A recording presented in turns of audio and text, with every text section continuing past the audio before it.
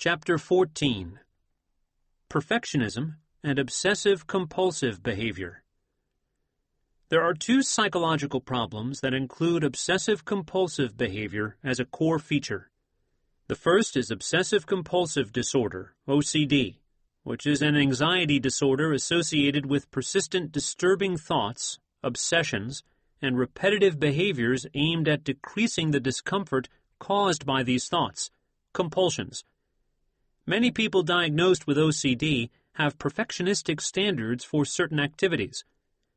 The second problem, called obsessive-compulsive personality disorder, OCPD, is characterized by a tendency to be overly perfectionistic, orderly, and inflexible.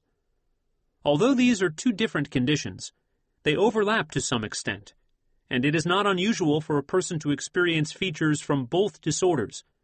Even if you don't have all of the symptoms of either disorder, you may still experience some symptoms from one or both of these problems.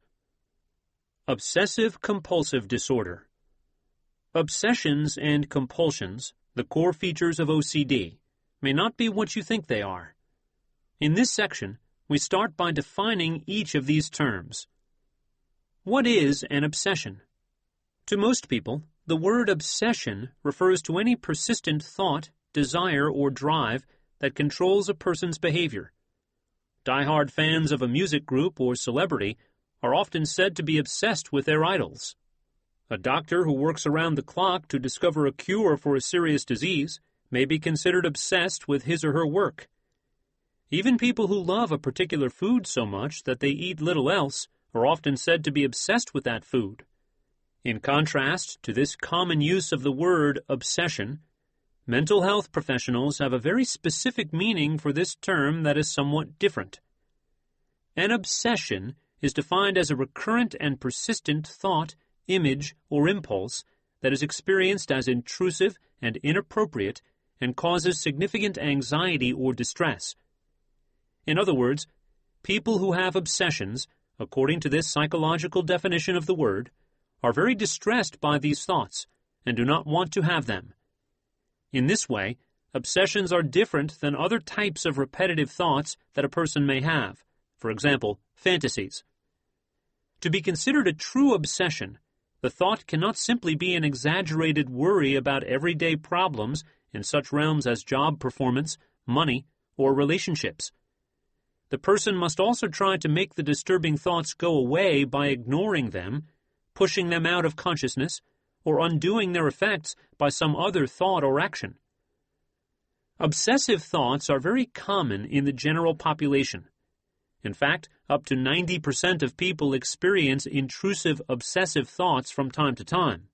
Common themes for these thoughts include concerns about having things organized in a particular way, for example, urges to organize books, CDs, and DVDs in alphabetical order, worries about becoming contaminated by some object or substance, for instance, germs, cleaning products, bodily fluids, urges to do something aggressive or hurt another person, for example, stabbing a close relative, shouting obscenities at someone in public, thoughts about accidentally harming another person, disturbing religious thoughts, disturbing sexual ideas, and repetitive doubts about whether a task has been completed correctly. For instance, whether the stove has been turned off, whether a mistake was made in a report or term paper. Typically, people who experience obsessions usually realize that the thoughts are not realistic. Also, even though the person may fear acting on the obsession, obsessive urges are almost never actually acted upon. For example, it would be highly unusual for a person with aggressive obsessions to actually carry out the thought, unlike a person who actually has problems with aggressive behavior. What is a compulsion? Compulsions are behaviors that are repeated over and over again in response to an obsession or according to rigidly applied rules. Compulsions are aimed at preventing harm from occurring or at decreasing anxiety or distress. They may include physical behaviors, such as washing, or mental behaviors, such as silently repeating words in your head. Like obsessions, compulsions are very common in the general population. Most people engage in compulsive behaviors from time to time. The types of compulsions that people have are often closely related to the content of their obsessive thoughts. For example, people who have obsessions about contamination or cleanliness typically engage in compulsions to prevent themselves from becoming contaminated or dirty.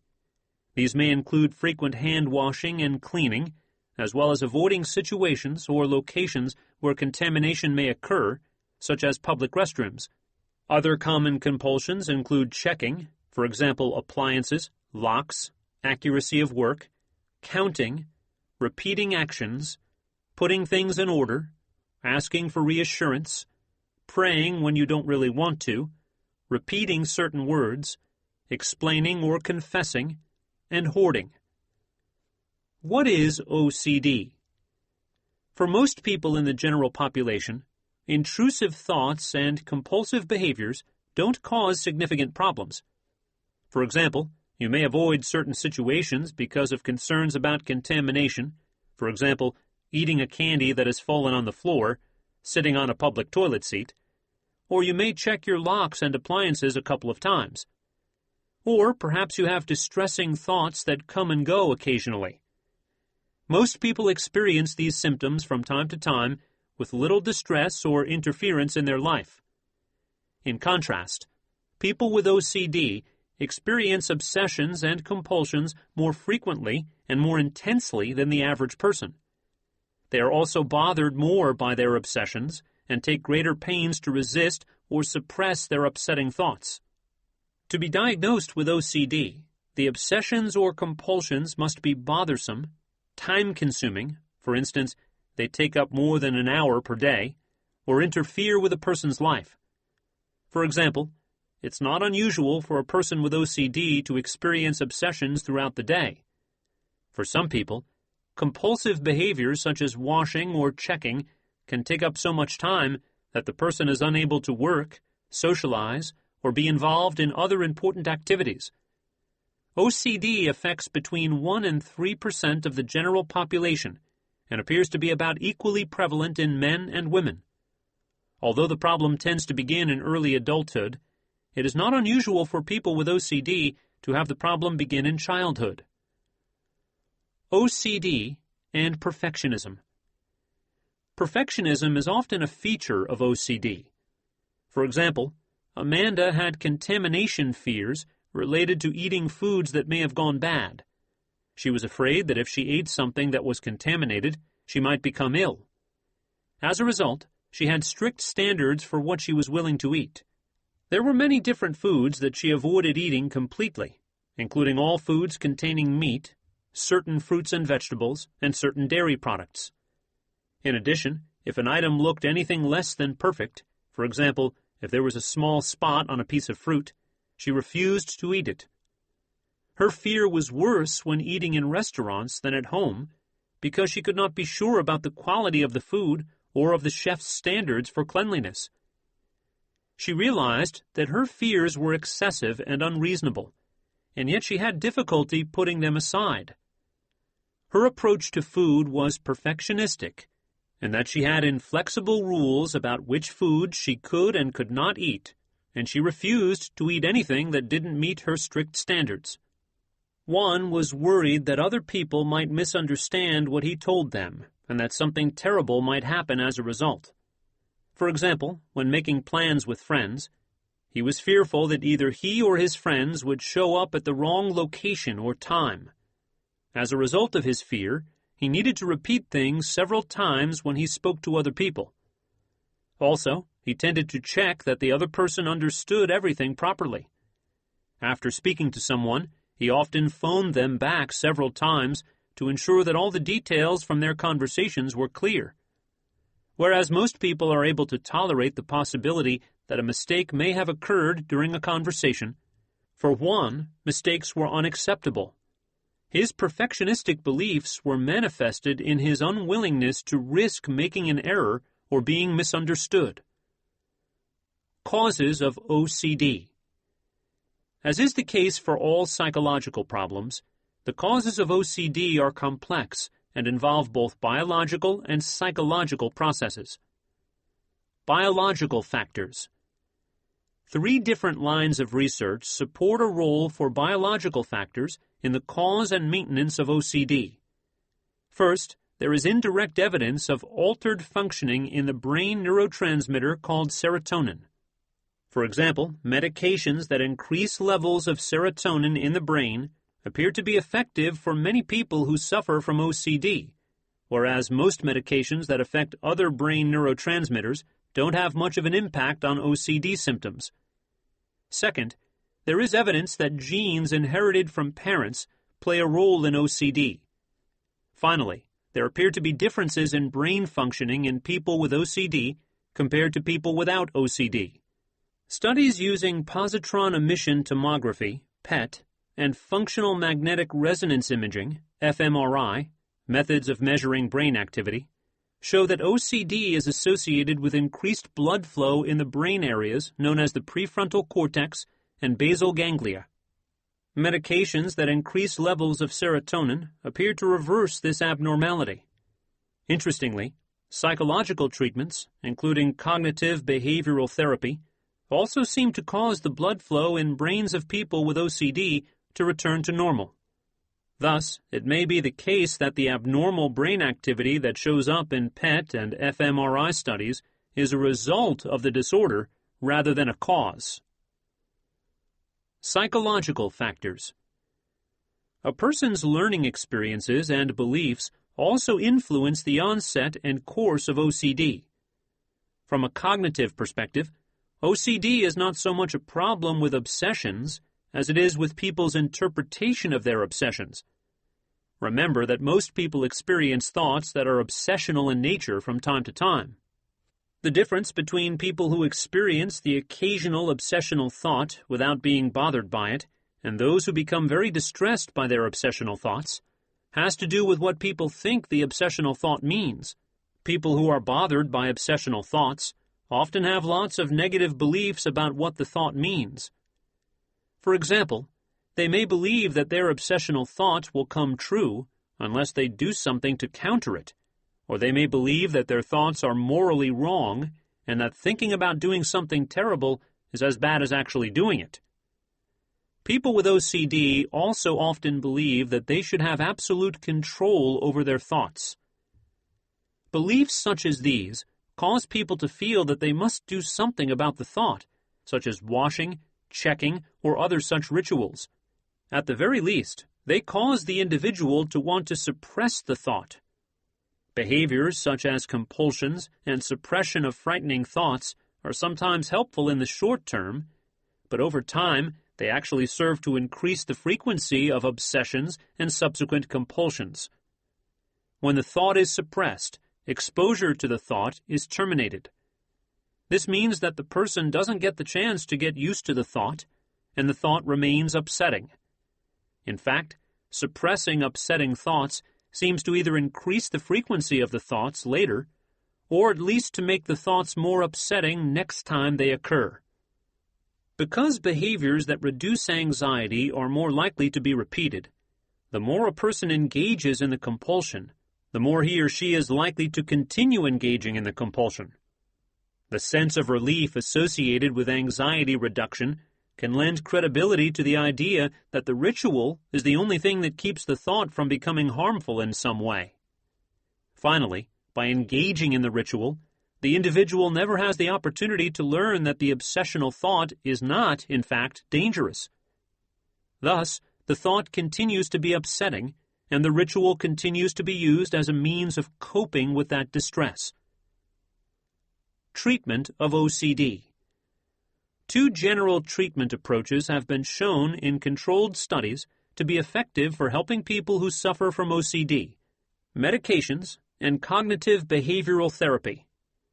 Medications that increase serotonin levels in the brain have been shown to decrease OCD symptoms. These include the tricyclic antidepressant clomipramine, anafranil, the serotonin and norepinephrine reuptake inhibitor, SNRI, venlafaxine XR, Effexor XR, and selective serotonin reuptake inhibitors, SSRIs, such as citalopram, Celexa, fluoxetine, Prozac, fluvoxamine, Luvox, paroxetine, Paxil, and sertraline, Zoloft. In studies comparing these medications to one another, they appear to be equally effective for treating OCD. The decision to choose one medication over another should be based on factors such as side effects, cost, and a history of response or non-response to one or more of these medications in the past. Although these medications are all antidepressants, they appear to be effective for people with OCD, even if depression is not a significant problem. For more information on these and other antidepressant medications, see Chapter 10. In addition to medications, cognitive behavioral strategies have been shown to be effective for helping people overcome OCD. Specifically, exposure to feared situations and prevention of compulsive rituals, together known as exposure and response prevention, seems to be the treatment of choice for this problem. Some researchers have also found that teaching people to challenge their unrealistic thoughts using cognitive techniques, such as those described in Chapter 7, is sometimes helpful.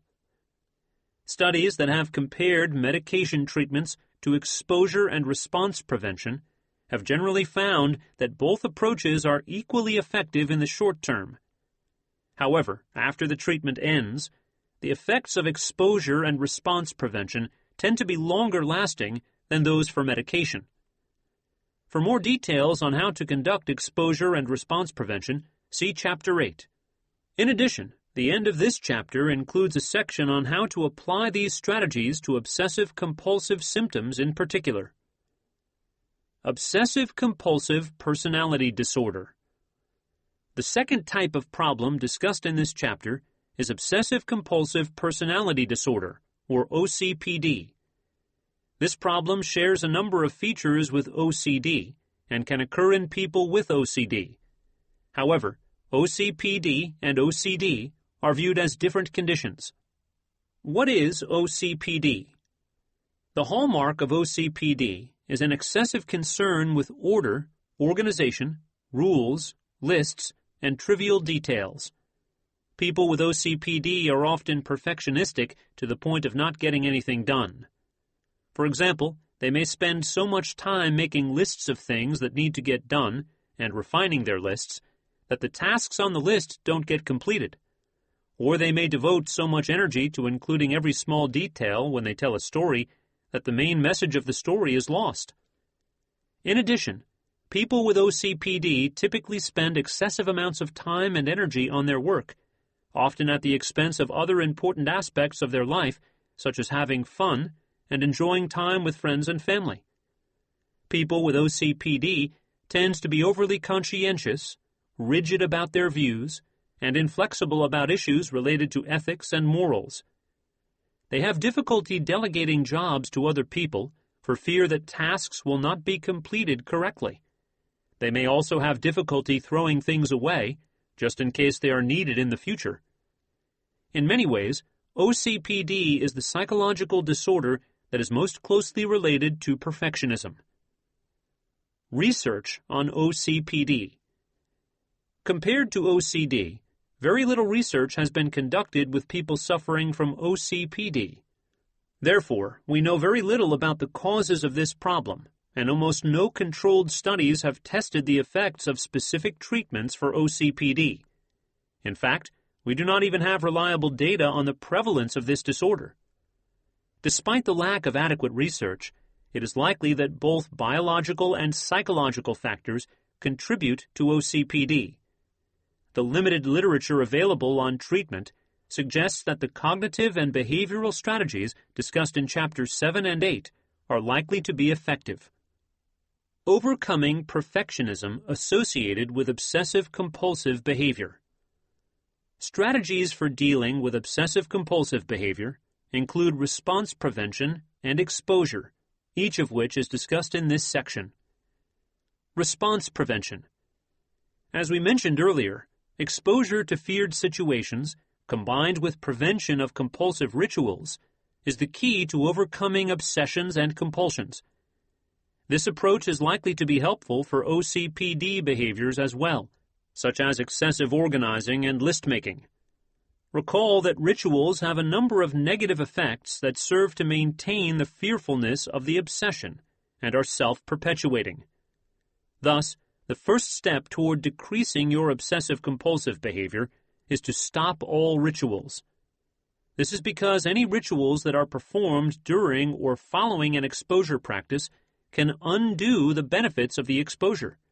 For example, if you are learning to overcome obsessive fears of contamination from germs, touching contaminated objects will do you no good if you wash your hands after every exposure practice. To benefit from exposure, you must first cut out all rituals. Ben had an intense fear that he might lose something or accidentally throw something important away. Over time, his doubts broadened to include thoughts that he might purposely throw something away and then forget that he had done it. As a result of these fears, he engaged in a broad range of checking behaviors, particularly when going from one place to another. Before getting out of his car, he checked throughout the car for items that he may have left in the trunk, under the seats, between the seats, or anywhere else that he could think of. He even checked under the hood, even though he knew rationally that he had not opened the hood. Before entering his home, he checked outside his house and behind the bushes in his front yard. Before leaving his home, he checked in all drawers, cupboards, closets, and garbage cans in each room. In addition to spending many hours per day checking, he also asked people for reassurance. For example, he typically asked his partner whether she had emptied the garbage cans in the house, fearing that some important papers may have been thrown out. As illustrated in this example, the rituals may be quite complex. Before you can begin to prevent your rituals, you will need to become aware of the specific rituals that you use and the situations and feelings that trigger your rituals. What types of repetitive behaviors do you engage in? These may include checking, cleaning, washing, counting, list-making, reassurance-seeking, repeating certain behaviors, purposely thinking a particular thought, for example, a prayer, a safe word, or engaging in any other behavior that you feel compelled to do. Are there particular situations where you are most likely to engage in these rituals? Are they more likely to happen when you are in a particular mood, perhaps feeling anxious, sad, angry, bored? When you are tired or hungry? When you are in a certain place, like home, work, outside? When you are with certain people, for instance, strangers, relatives, children, co-workers, alone? In your journal, keep track of your rituals, as well as the situations that trigger your rituals. Once you have identified the rituals that you want to stop, the next step is to find ways to prevent the rituals. At first, this task may be very difficult. The urges to do the ritual may be very intense. Over time, however, the urges will gradually decrease. Anything you can do to prevent the rituals in the beginning will pay off in the long run. Remember, the worst thing that is likely to happen if you don't complete a ritual is that you will feel uncomfortable. Here are some strategies that you can use to prevent yourself from engaging in your compulsive rituals. Remember, if you can get through the first few days, resisting the urges should become easier. Strategies for resisting rituals. You will experience anxiety when you begin resisting your rituals. Remind yourself that the anxiety is unpleasant but not dangerous. Do something that makes it impossible for you to perform the ritual. For example, turn off the water from the main source in your basement so you won't be able to wash your hands. Or mail a letter immediately after writing it so you cannot check what you wrote. Remind yourself that your anxiety will decrease eventually, and that the more frequently you resist the ritual, the easier it will be to resist it. Remind yourself when you are doing fine and are not experiencing the obsession or performing the rituals, that this proves that the ritual really doesn't help. By focusing on your successes when you're not performing the rituals, you will be better able to see that your desire to perform the ritual is driven by anxiety rather than by genuine necessity. Ask friends and family members to point out when you are performing a ritual or compulsive behavior.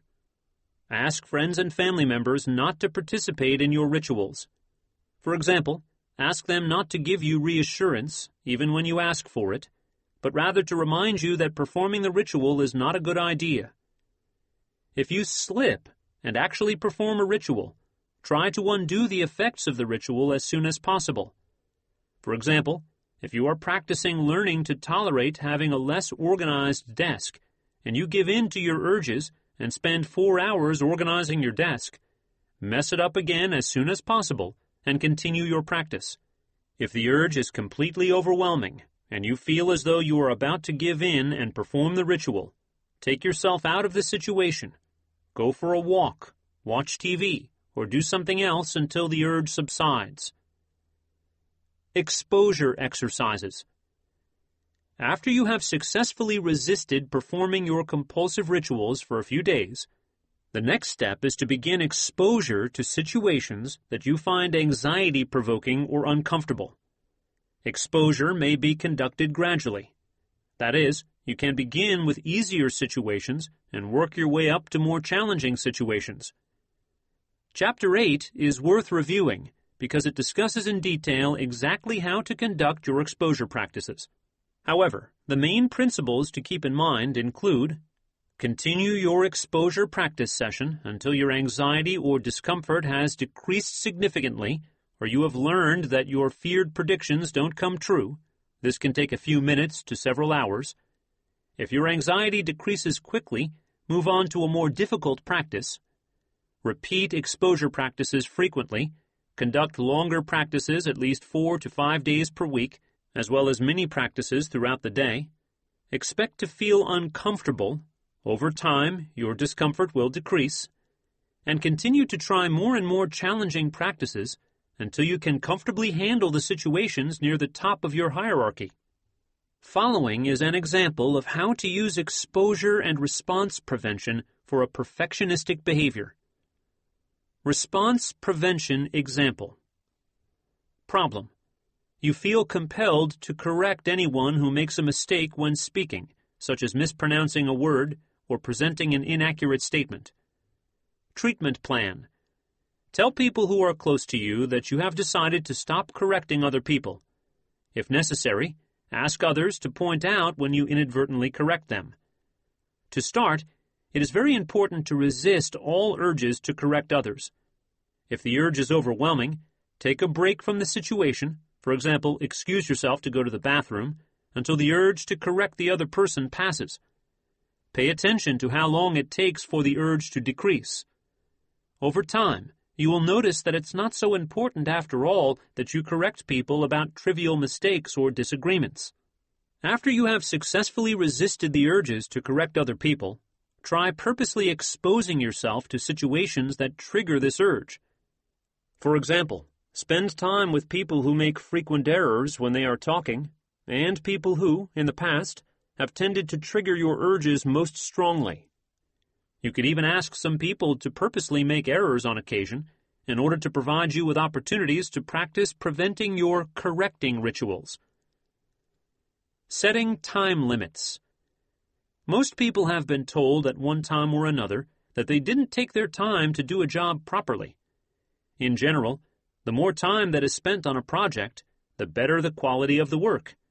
However, there is a point at which the benefits of spending more time on a job become fewer and fewer. For example, spending 2 minutes brushing your teeth will clean your teeth much more effectively than spending only 10 seconds. However, for every additional minute that you spend brushing beyond the first 2 minutes, the benefits become smaller and smaller.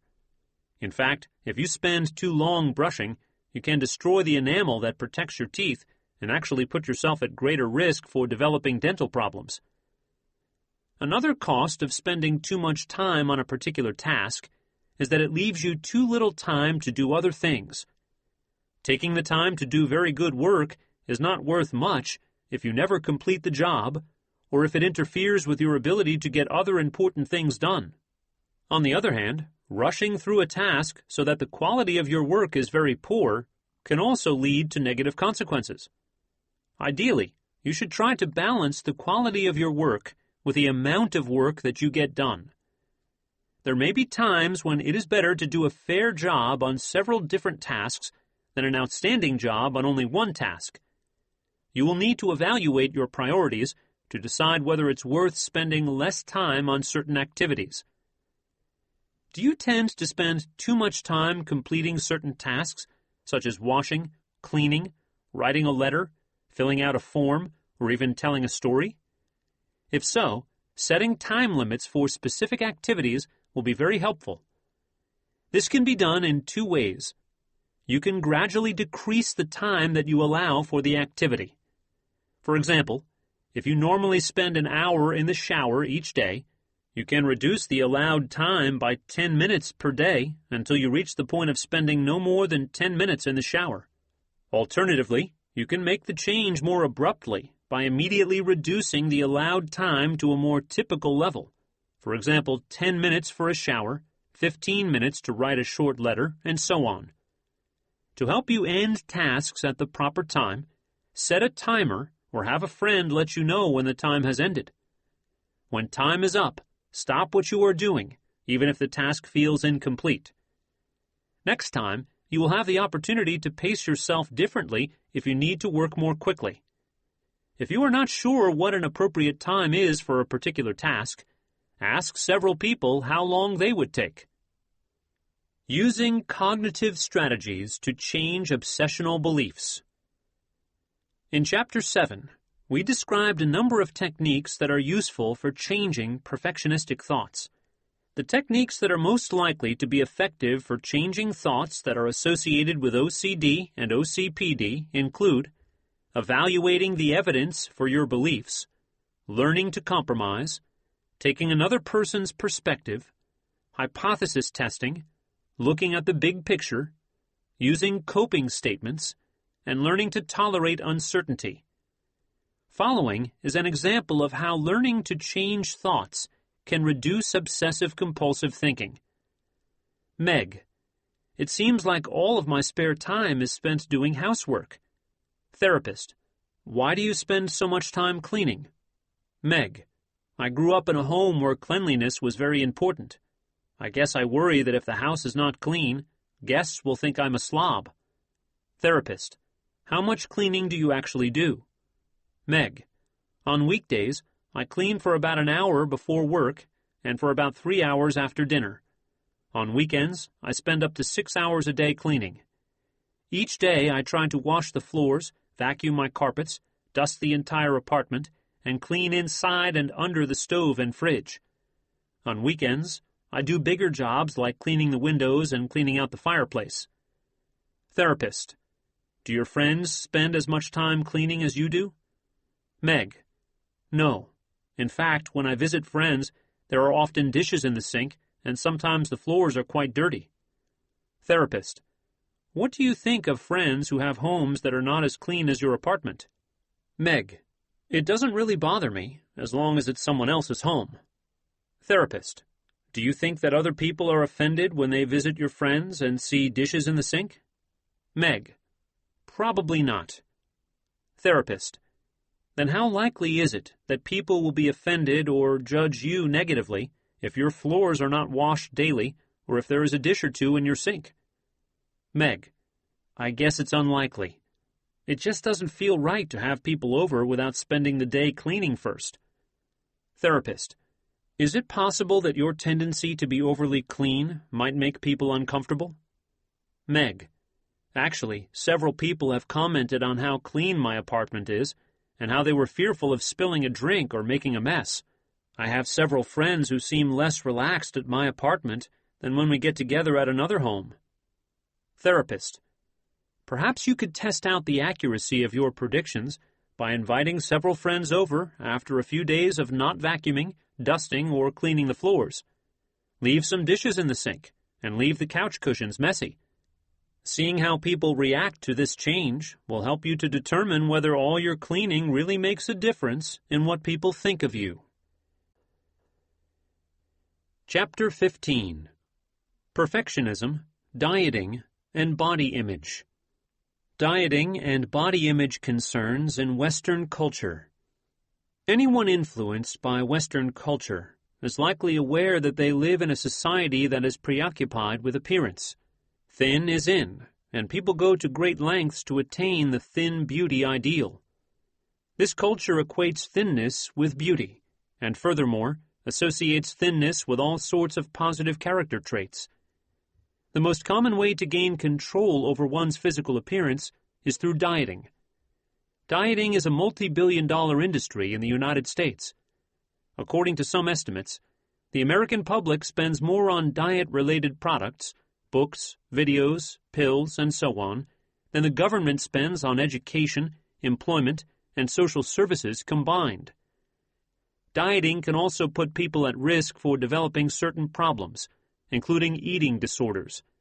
The drive to be thin appears to be a socio-cultural phenomenon.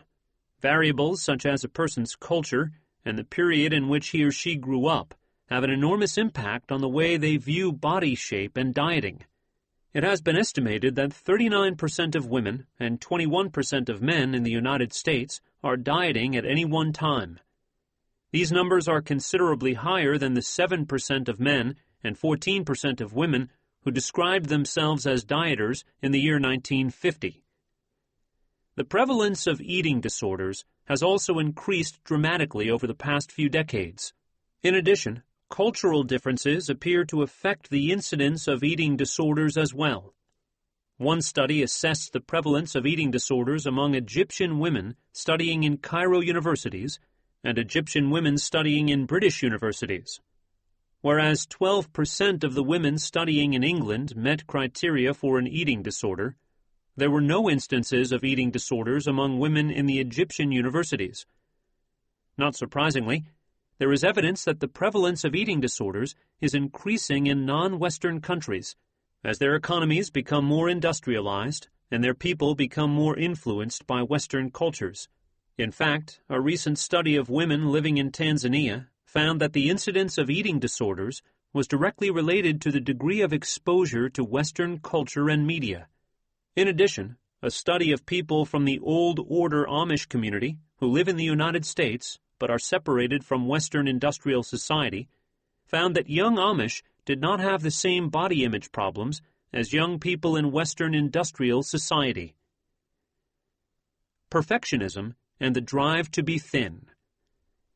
People who diet restrict their food intake not only in the hopes of losing weight, but also in order to avoid becoming fat.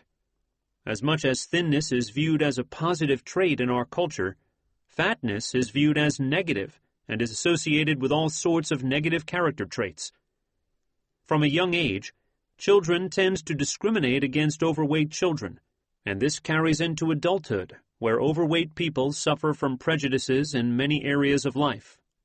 These societal standards encourage perfectionism.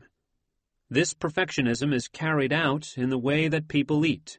Many people engage in black and white thinking when they think about food. They consider some foods forbidden, like cookies and ice cream, and others permissible, like salads and fruits. We often hear people remark that they have been good today if they have adhered to their diets, and consider themselves failures if they have eaten some of those forbidden foods. In effect, this perfectionistic style of thinking sets people up for difficulties with eating, and perfectionism is often associated with body image problems and eating disorders. Psychologists Peter Herman and Janet Pahlavi devised a boundary model of eating that explains how dieters, people who restrict their food intake in order to prevent weight gain, and non-dieters, people who do not engage in such behaviors, eat. Non-dieters, on a simple level, eat when they feel hungry and stop when they are full. In other words, satiety, fullness, acts as a boundary, or a stop-eating mechanism. Dieters, on the other hand, have set up for themselves a diet boundary. Dieters decide that if they eat a certain amount, they have maintained their diets, but if they eat more than that amount, they have broken their diets. Usually, the diet boundary acts as a stop-eating mechanism, but if the diet is broken, dieters will eat lots of food, often until they are overly full. Herman and Pahlavi have called this the what the hell effect. Once the diet is broken, dieters think that they may as well eat with abandon, usually indulging in foods that are considered forbidden. Biological factors also play a role in causing dieters to break their diets. An important factor in why dieters fail to stay on their diets is the body's powerful drive to meet its basic energy needs. By definition, dieters chronically take in less energy, food, than the body requires to meet its energy needs, with the goal of lowering the overall body weight. The body's natural defense against starvation is to overeat, having endured severe caloric restriction. A great deal of self-control is required to fight the body's natural drive to feed itself. There are many factors that can undermine this self-control, including experiencing social pressure to eat fattening food, drinking alcohol, and feeling depressed. Dieters also tend to engage in overeating when they feel anxious, particularly when they are made to feel bad about themselves. Researchers have suggested that overeating serves as a way of escaping self-awareness. It is less distressing to focus on food, how it tastes, smells, and so on, than to focus on feeling bad about oneself. However, this strategy is helpful only in the short term. After overeating, dieters tend to feel guilty and even worse about themselves than before they started eating.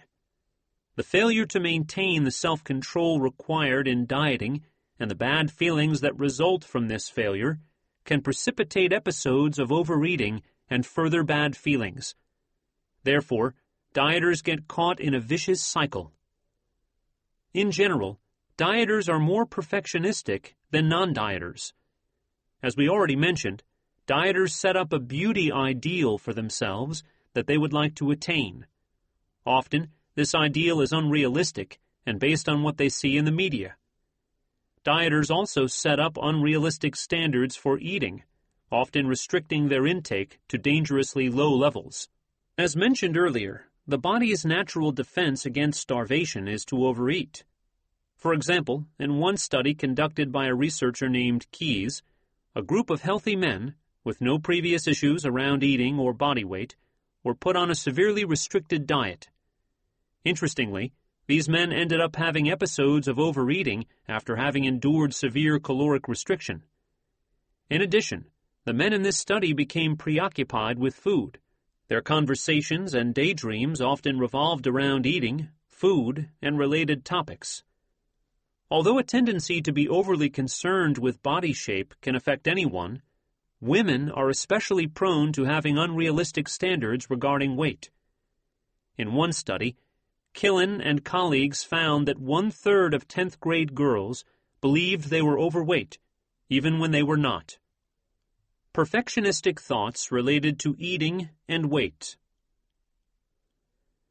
Researchers have consistently shown that a person's beliefs about dieting and weight have an enormous impact on eating-related problems, including tendencies to be overweight, engage in binge eating, or engage in various purging behaviors such as self-induced vomiting, laxative abuse, and excessive exercise.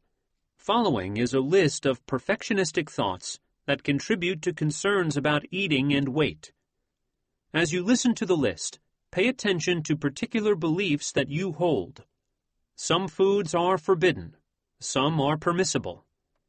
If I eat a forbidden food, I have messed up my diet.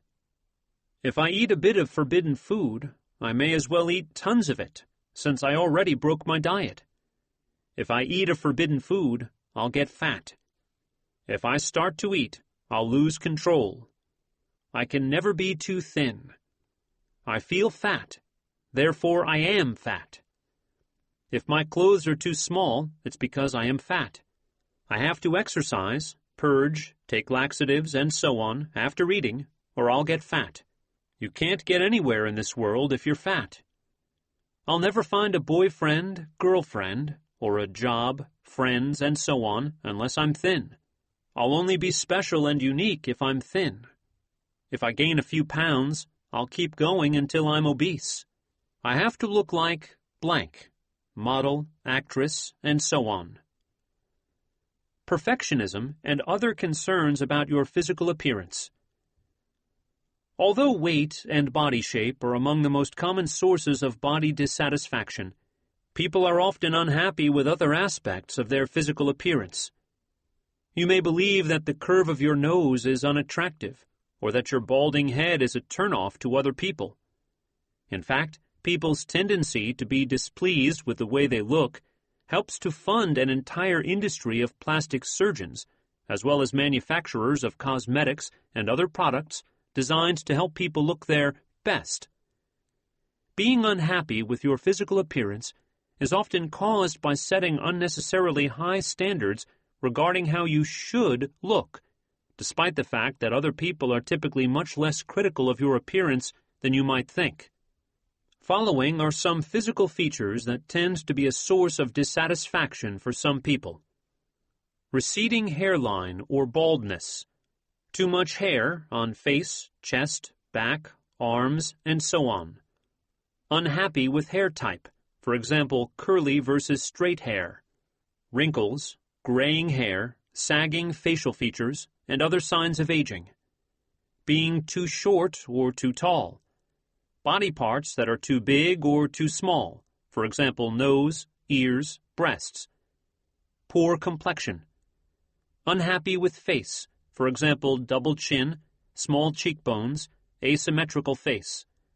Unhappy with other body parts, for example, feet, hands, legs. Unhappy with other physical features, for example, voice, body odors, posture. Perfectionistic behaviors that contribute to body image problems. Almost everyone likes to look their best. Because it feels good to be complimented on one's physical appearance, most people try to look good.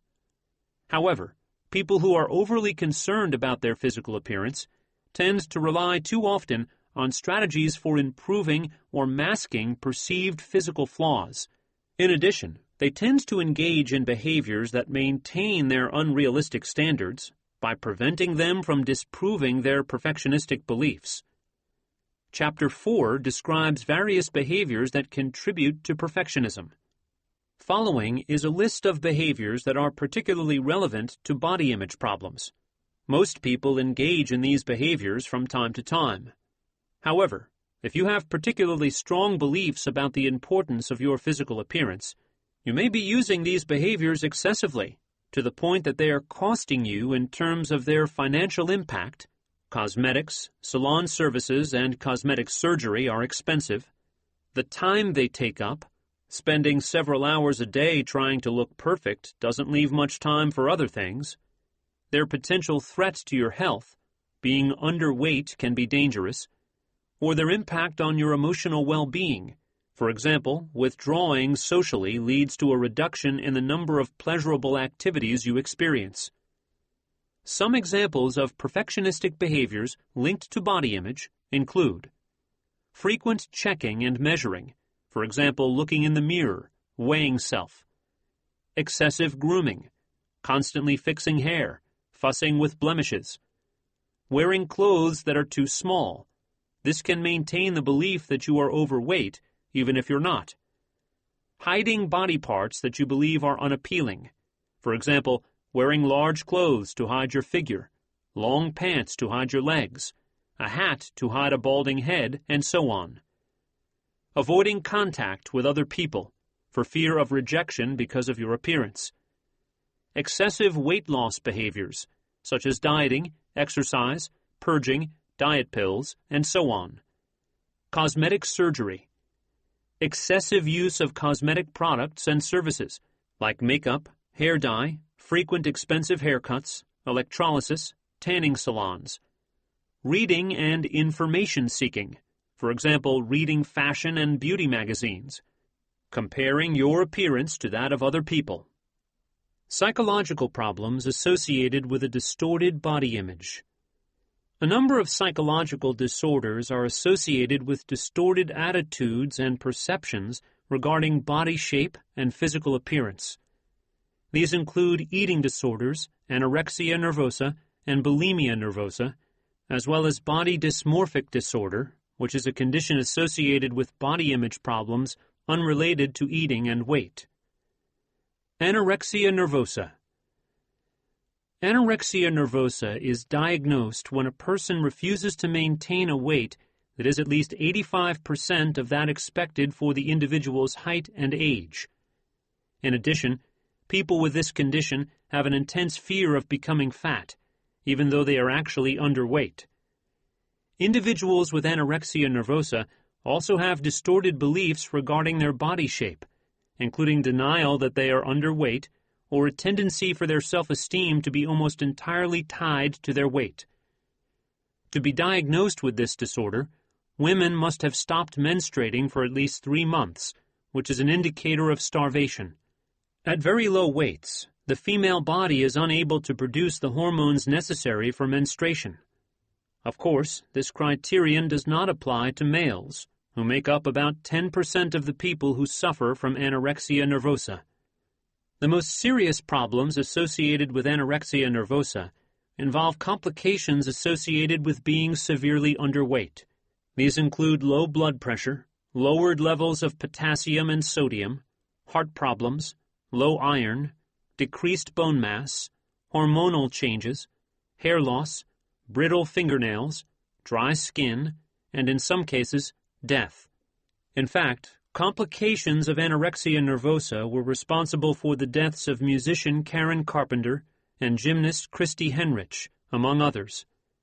In addition, anorexia nervosa is often associated with other psychological problems, such as depression, obsessive-compulsive disorder, and substance abuse.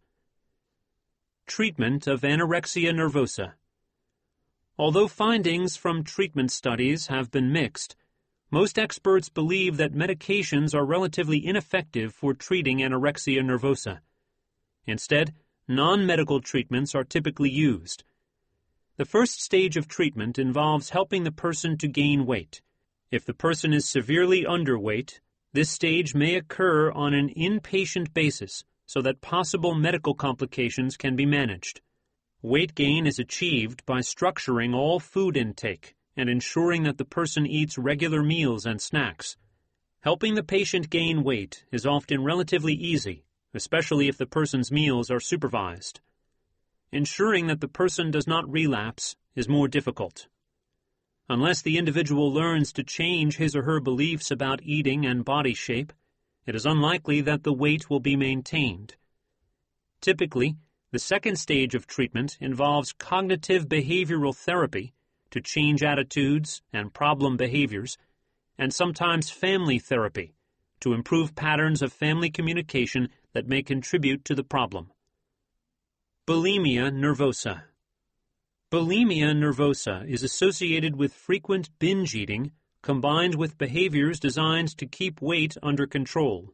For example, self-induced vomiting, laxative use, exercise, fasting, diet pills. Binge eating involves eating a very large amount of food in a relatively short period of time, along with a perceived lack of control over eating during the binge. In some cases, a binge can include more food than the average person eats in an entire day. In bulimia nervosa, the binge eating and associated purging behaviors must occur at least twice per week for a period of 3 months or more. In addition, the person's self-evaluation is tied to body shape and weight. People with bulimia nervosa tend to be embarrassed about their episodes of binging and purging, and go to great trouble to prevent others from finding out about their problem. In addition, bulimia is often associated with other problems including depression, anxiety disorders, substance abuse, and various medical complications such as electrolyte imbalances, dental problems, gastrointestinal problems, and so on, related to binge eating and purging. Medications for bulimia. Treatment with selective serotonin reuptake inhibitors, SSRIs, such as fluoxetine, Prozac, appears to be helpful for decreasing binge eating, purging, and depression among people suffering from bulimia nervosa. Other types of antidepressants, including tricyclic antidepressants and monoamine oxidase inhibitors, also have been shown to be effective for treating the symptoms of bulimia. However, there are several reasons to consider a psychological approach before trying medication for this problem. First, studies comparing treatments involving medication to psychological approaches, such as cognitive behavioral therapy, have generally shown better outcomes with the psychological treatments or a combination of medication and therapy. Second, patients tend to drop out of medication treatments more often than cognitive behavioral therapy. Finally, the relapse rates tend to be higher when bulimic patients stop taking their medications compared to when they stop cognitive behavioral therapy. For more information on antidepressant medications, see Chapter 10. Psychological treatments for bulimia. A number of studies have demonstrated that cognitive behavioral therapy is an effective treatment for bulimia. This approach includes educating people about the consequences of restricting their food intake, binge eating, and purging. In addition, patients are taught to set goals to gradually develop healthy eating habits and to challenge their perfectionistic and inaccurate attitudes regarding body image, weight, dieting, and eating. Finally, people are helped to recognize the situations, emotions, and thoughts that trigger their urges to restrict, binge, or purge, and they are encouraged to develop healthier coping skills. Another psychological treatment that may be effective for treating bulimia is called interpersonal psychotherapy, IPT. This approach, described in Chapter 10, focuses on helping people find new ways to manage the ways in which they deal with their relationships with other people. Body dysmorphic disorder. Body dysmorphic disorder is a preoccupation with a perceived defect in one's appearance.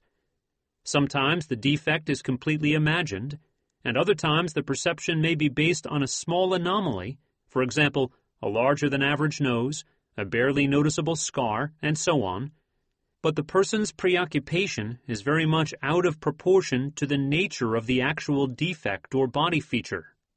The concern about the perceived defect is bothersome or interferes significantly with a person's ability to function at work, in social situations, or in other important life domains. The areas that are most commonly a focus of concern among people with body dysmorphic disorder include various parts of the face and head, for example, hair, nose, eyes, lips, as well as other body parts, such as the waist, legs, breasts, buttocks, or penis. Most people with this problem feel as if more than one area of their body is defective, and some individuals are dissatisfied with their entire body.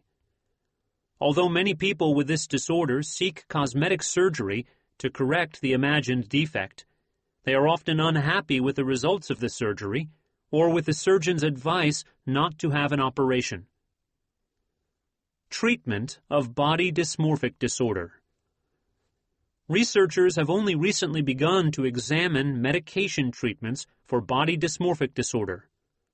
Preliminary findings from several studies suggest that the SSRI antidepressants are effective for treating this condition.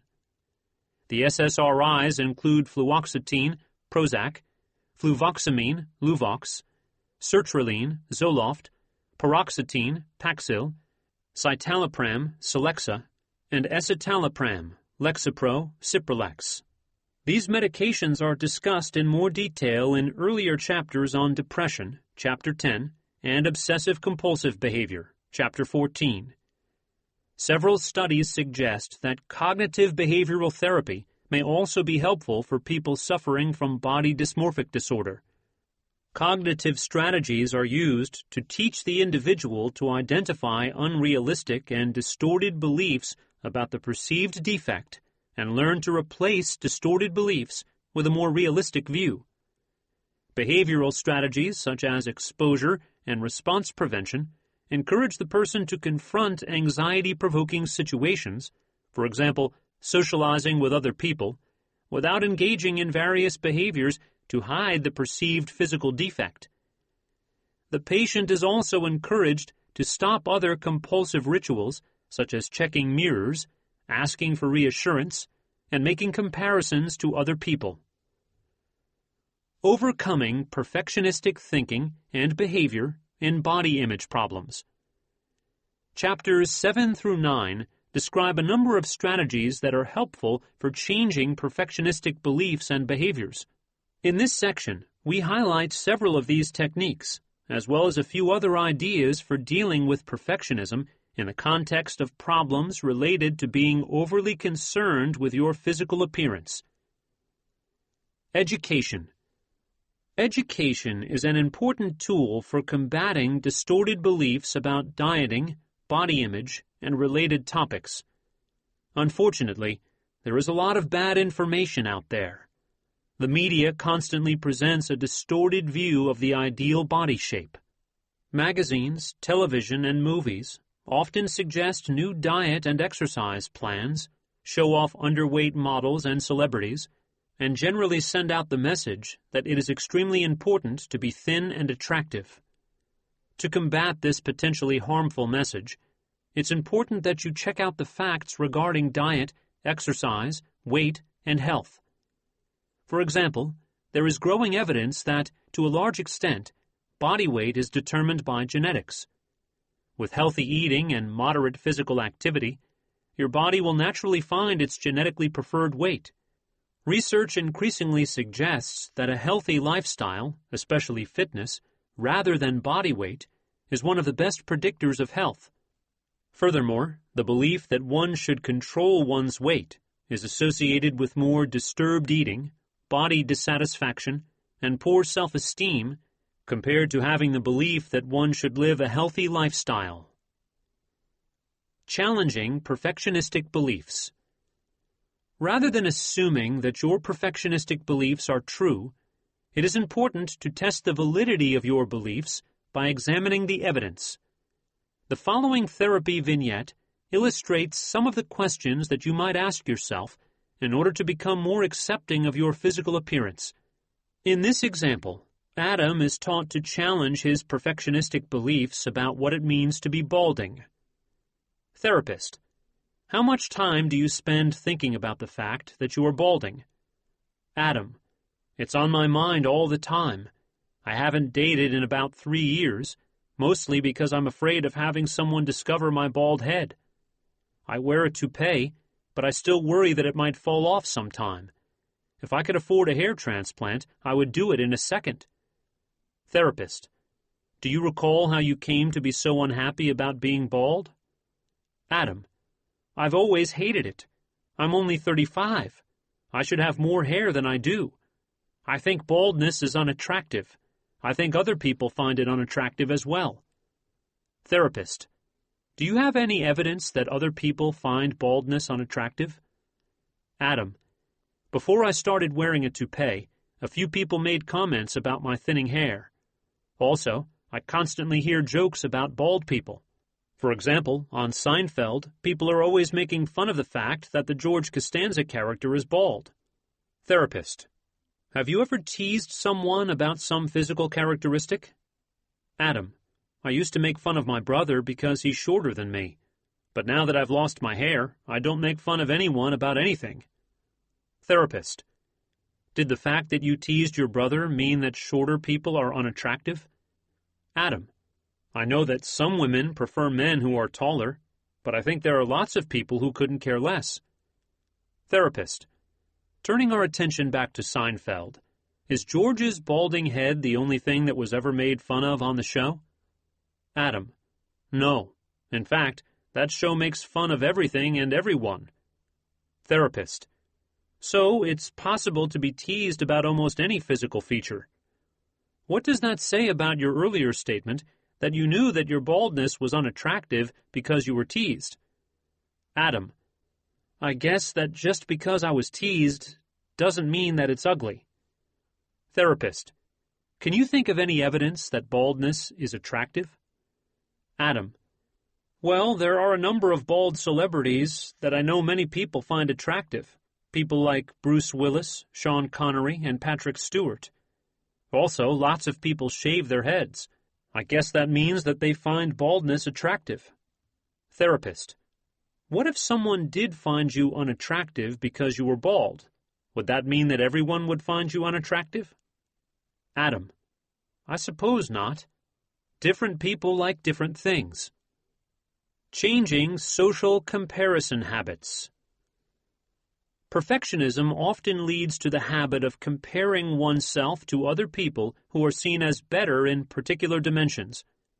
For example, if you are overly concerned about being overweight, even though you are at a healthy weight, you may tend to compare yourself to people who are underweight. Or, you may compare your current weight to your weight in the past, at a time when you were strictly dieting and therefore likely below your natural healthy weight. These types of comparisons serve to maintain your perfectionistic thoughts. If you are overly concerned about your weight, you need only consider the body type you may have inherited from your family. Collect information about your parents and extended family. What did they weigh at your age, and what were their eating and exercise habits at the time? You might also try to determine what your own adult weight has been at times in your life when you were eating a healthy diet and exercising moderately. Finally, instead of focusing on people whose body type is different than yours, although perhaps what you consider to be more ideal, try to see what is attractive in people whose body type is closer to your own. Comparisons with extremely thin people, such as models, are what lead many women to try dieting. For most women, this means fighting your natural body type. Not surprisingly, 95 to 98% of dieters regain the weight they lose within 5 years. In the meantime, many struggle with binge eating and feelings of failure. Learning to evaluate your lifestyle rather than your weight, and learning to compare yourself to those of your body type, are extremely important steps in changing unrealistic, perfectionistic thoughts and attitudes about your body. Similarly, if you are dissatisfied with the size of your nose, it is not helpful to compare yourself to people with smaller noses. If your nose is larger than average, you will find that most people have smaller noses, but that will tell you very little about your physical attractiveness. Remember, half of the people you encounter each day also have noses that are bigger than average. It doesn't necessarily mean that you are unattractive. In fact, most people are different than the average person in one feature or another.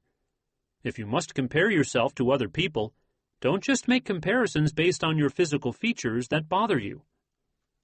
Hypothesis testing and exposure.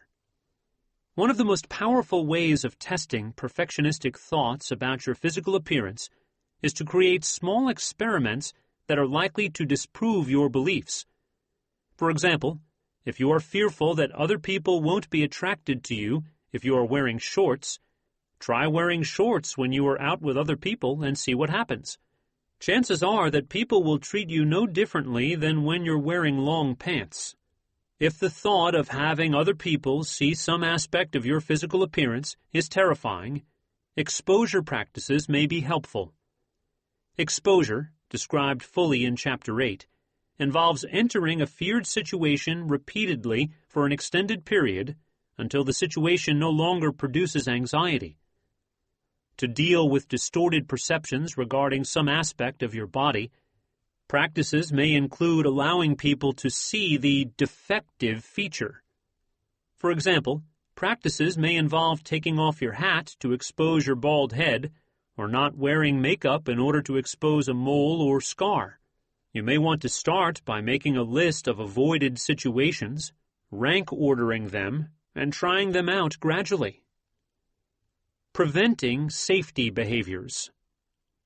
Preventing safety behaviors involves stopping the behaviors that you rely on to reduce your anxiety about your physical appearance. Following are examples of how this strategy can be used for various problems related to distorted body image. Avoid weighing yourself more than once per month. Do not look in the mirror except when getting ready for work in the morning. Comb your hair no more than twice per day. Do not wear sunglasses to cover your eyes. Stop all dieting and purging. Stop going to tanning salons. Part 4. What next?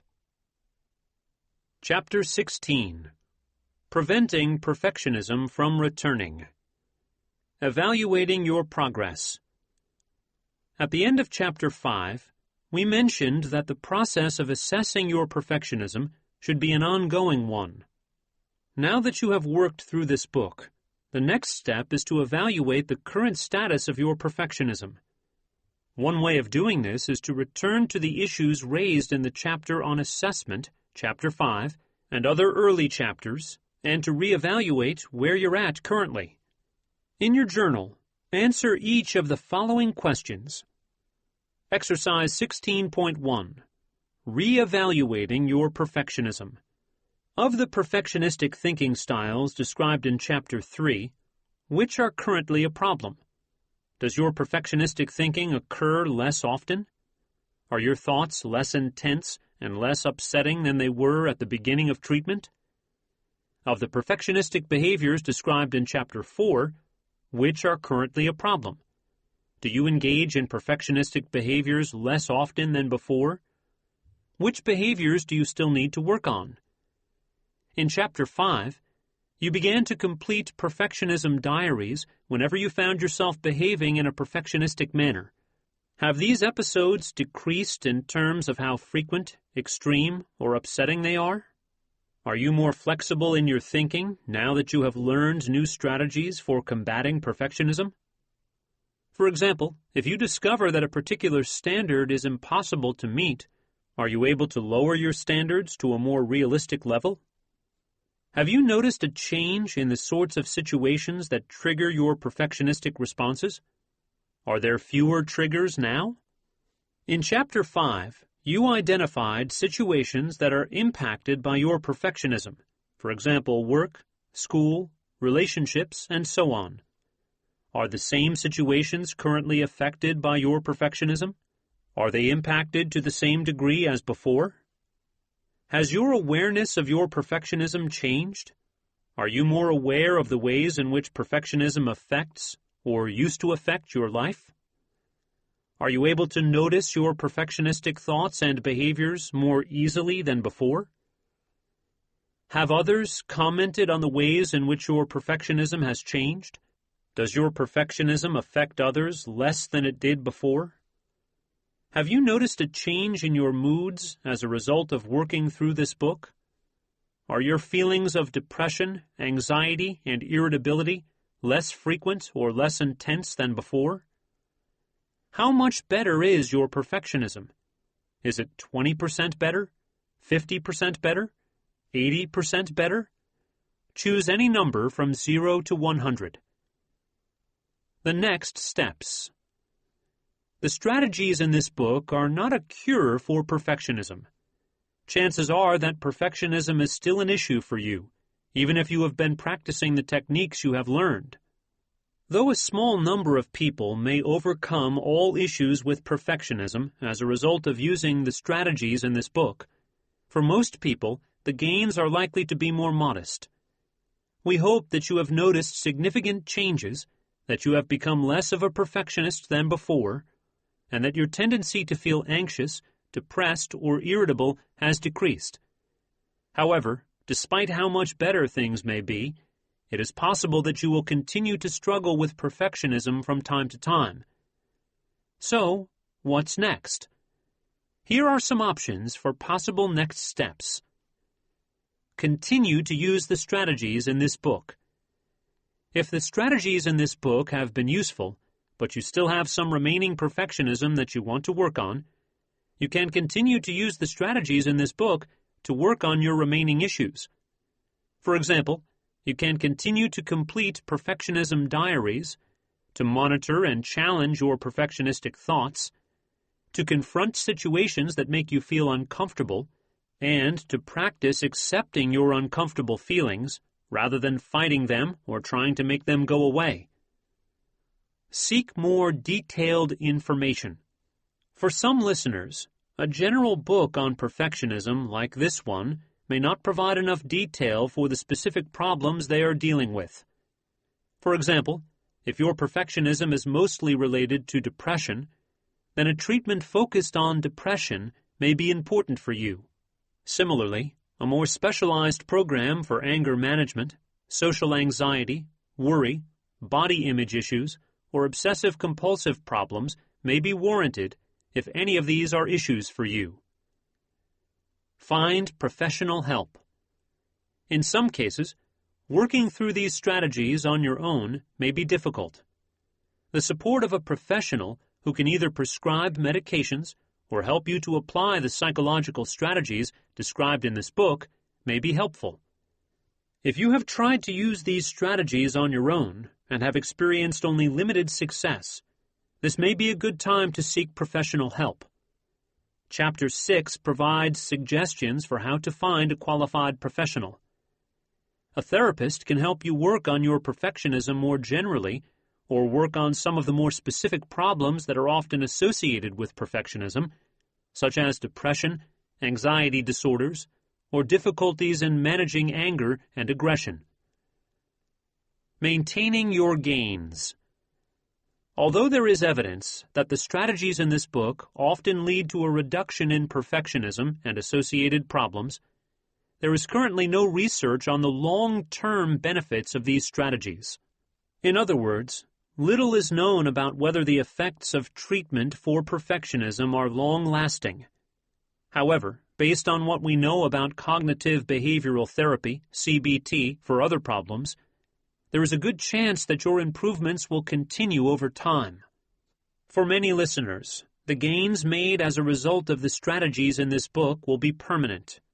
For others, there is a risk that some of your perfectionistic behaviors will start to slip back into your day-to-day life. This section discusses factors that may contribute to a return of perfectionism and strategies that you can use to keep your perfectionism away. What causes perfectionism to return? Unfortunately, there are no studies that address the question of what causes perfectionism to return once it has been treated. However, there are a number of factors that may play a role in whether your perfectionism will worsen in the future. The types of associated problems you experience. People who have overcome an episode of depression have a high likelihood of experiencing additional periods of depression in the future, particularly if they have experienced multiple periods of depression in the past. If you have recently overcome an episode of depression, there are a number of strategies that can help to prevent additional episodes of depression, including mindfulness meditation, maintenance CBT, and maintenance medications. The book, Ending the Depression Cycle, provides detailed advice on how to prevent future episodes of depression.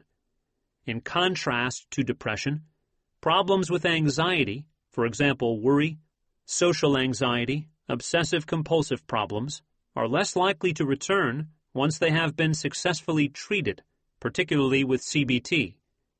Nevertheless, a return of symptoms is possible with anxiety-based problems as well. The type of treatment you received. For many psychological problems, CBT is more likely to lead to long-term gains than medications. Once treatment ends, a return of symptoms is more likely if treatment was with medication rather than CBT. Stress. Stress puts people at risk for whatever problems they are prone to experience. For example, people who tend to get headaches are more likely to get them during or following periods of stress. People who tend to experience depression, panic attacks, or drinking too much alcohol often report more of these problems when under stress. If you are prone to be a perfectionist, these tendencies are likely to be worse when you are under stress at work, at home, or in other aspects of your life. Fortunately, your level of perfectionism should improve when your level of stress decreases. Responses from others in your family, at work, or elsewhere. If your perfectionism is beneficial to other people, you may find that others prefer for you to continue your perfectionistic ways. For example, your partner might miss the old days when you did all the housework, so you could make sure it was done to your standards. Similarly, your boss might prefer the time when you worked 80 hours per week to make sure all of your work got done. If you get rewarded for being a perfectionist by those around you, it may be more difficult for you to stick to your new non-perfectionist standards. Discussing these issues with those who expect you to maintain your perfectionistic ways may be useful. Falling back into old patterns of thinking and behaving. If you exercise regularly for a few months, and then you suddenly stop, you would expect your muscles to return to their old, weakened state, right? The same is true for perfectionism.